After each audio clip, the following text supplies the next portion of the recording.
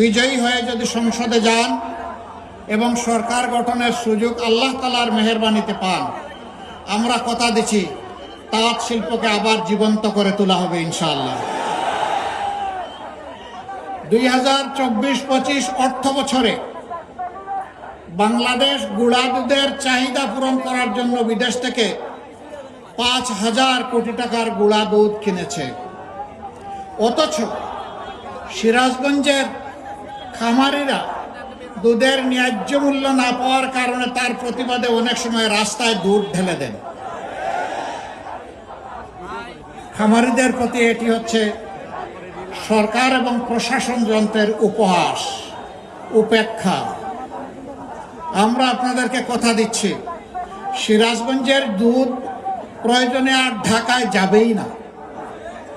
সিরাজগঞ্জের দুধকে এই সিরাজগঞ্জের মাটিতে আধুনিক এবং বৈজ্ঞানিক প্রক্রিয়াজাতকরণ করে গুঁড়া দুধে পরিণত করে বাংলাদেশের মার্কেটের দুধের চাহিদা পূরণ করা হবে ইনশাআল্লাহ।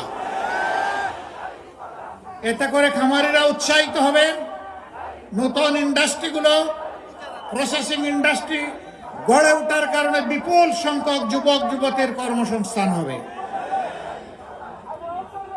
এছাড়াও এখানে নদী ভাঙনের কবলে পড়ে প্রতি বছর বিপুল সংখ্যক মানুষ তারা বাস্তুহারা, দিশাহারা হয়ে পড়েন।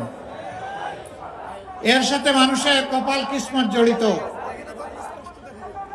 সেখানে স্ল্যাব বসানো হয়, গ্রহণ করা হয়, সব কিছুতে চুর এবং ডাকাতের আনাগোনা থাকার কারণে ওগুলো মানসম্মত হয় না, বসানোর সাথে সাথে ধসে পড়ে যায়। আমরা জাতির কাছে অঙ্গীকার করেছি, আমরা দুর্নীতিমুক্ত বাংলাদেশ গড়ব ইনশাআল্লাহ। যদি দুর্নীতিমুক্ত বাংলাদেশ গড়া হয় তাহলে আর এই স্ল্যাবগুলা নদী গর্ভে চলে যাবে না। স্ল্যাবের জায়গায় থাকবে, মানুষ নিরাপদ হয়ে যাবে ইনশাআল্লাহ। দুনিয়ার বহু দেশে এই নদীগুলা সম্পদ, এর নাব্যতা, খরস্রোতা মেনটেন করার কারণে মাটি উর্বর হয় এবং মর্যাদা তাদের শতভাগ নিশ্চিত করা হবে ইনশাআল্লাহ। আমরা বিশ্বাস করি আমাদের জীবনের চাইতে আমাদের মায়েদের ইজ্জতের মূল্য অনেক বেশি। আমাদের চাইতে কেউ এই মূল্য, এর প্রতি সম্মান প্রদর্শন করেছেন তার প্রমাণ কেউ রাখতে পারেন নাই।